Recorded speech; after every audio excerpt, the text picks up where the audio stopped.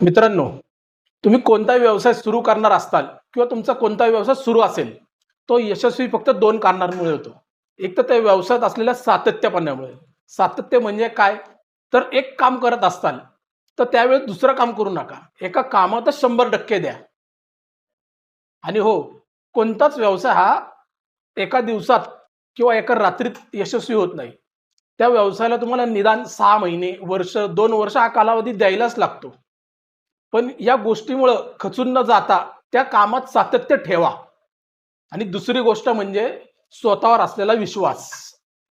तुम्ही नवीन काहीतरी सुरू केलं ना, तर तुम्हाला डिमोटिव्हेट करणारे तर अनेक जण येतात.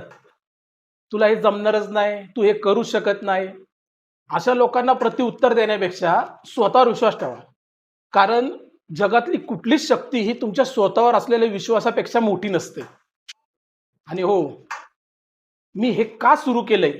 हा प्रश्न रोज एकदा तरी स्वतःला विचारा.